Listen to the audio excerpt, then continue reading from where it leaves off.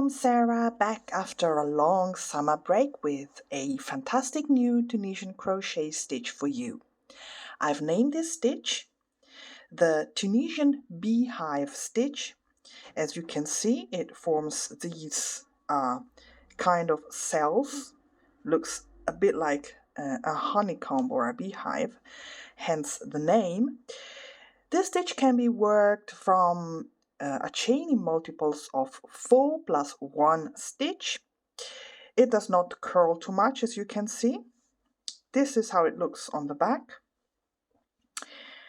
And it remains to see how it's done, so let's get started.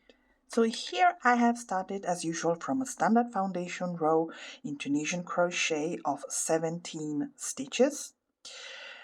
The foundation row always counts as row number 1 for me, as you probably already know by now. First loop on the hook already counts as stitch number 1.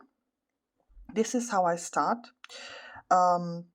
This stitch is made with a 2 rows repetition, so this is row repetition number 1.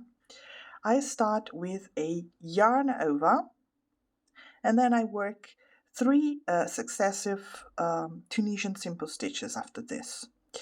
If you remember, the Tunisian simple stitch is done like this. You go with the hook from right to left under the first vertical bar, like so, yarn over, pull through and drop a loop. So this is 1, then 2 and 3. Now we need to go with our hook without yarning over these 2 loops here and pull through our yarn over here. So if you hold these 2 loops in place with your thumb here, you can easily go through the yarn over. Okay, so you enclose sort of these 3 loops with this action in a group together.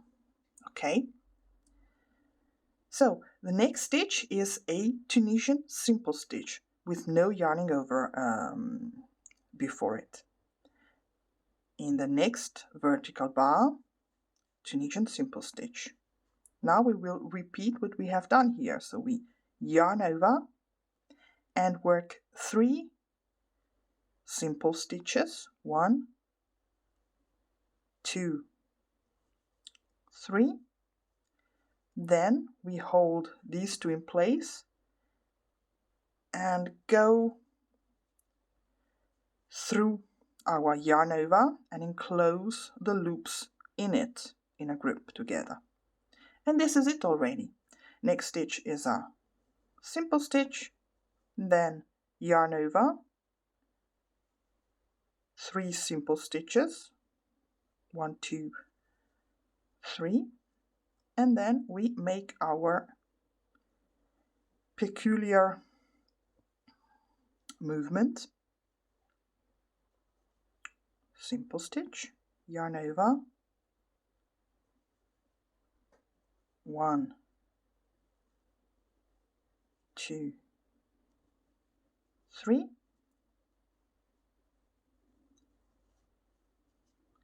and our last stitch is, as usual, a neat closing stitch, where we go with a hook under both the front and back bar of that last border stitch. Yarn over, pull through and drop 1 last loop on the hook. And the return pass for this stitch pattern is the standard one. So we yarn over and go through 1 loop only first, then we yarn over again and go through 2 loops together, yarn over, pull through 2 loops together, yarn over, pull through, yarn over, pull through, and repeat this second movement until the end of the row and until we're left with just 1 loop on the hook. So As I said, this is a 2 rows repetition. So the second row repetition is this. We begin with 2 Tunisian simple stitches under the first 2 vertical bars. So the first 2 enclosed in this group of 3. So 1 and 2. Together with the beginning loop on the hook, this makes 3. So we need to stagger the groups of 3, as you see. So this is why we begin with like this. Now we yarn over and we repeat the pattern you've learned already. So we work 3 simple stitches in the next 3 stitches, beginning from this one. 1, 2, and 3. Once again, we make this movement, which is really not so difficult. Now, a single Tunisian simple stitch. Once again, yarn over, 3 simple stitches. 1, 2, 3. Now, if you have difficulties with this movement, another thing you can do is to help yourself with the fingers. So you bring, for me it is a little bit more complicated, but it might help. Okay, so once again, 1 simple stitch, yarn over, 3 simple stitches, 1, 2, 3. I'll show you again the movement with your fingers. So you basically take the yarn over of the group and let the hook slip through it, and this is exactly the same, so you choose whichever movement you prefer. Now followed by actually 3 simple stitches, because as I said, we need to stagger the stitches. So we begin just like we end just like we began. So with 3 single simple stitches. So this is 1, this is 2, and the border stitch, the end stitch, is 3. And return.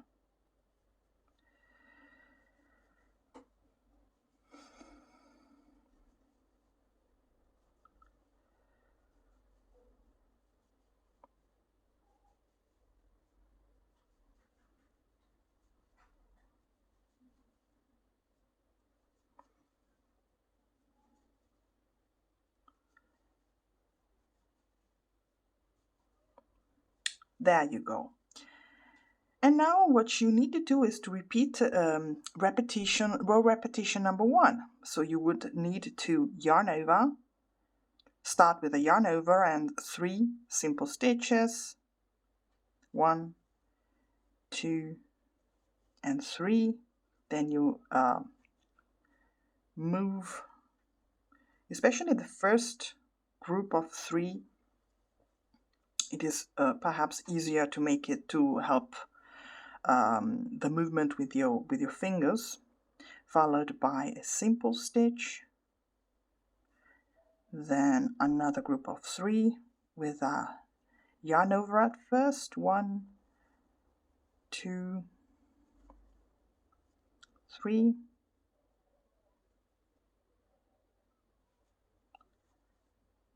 there you go, 1 simple stitch, and so on and so forth until you reach the desired length. So I hope you liked this stitch. I'm sorry if I was a little bit chaotic today.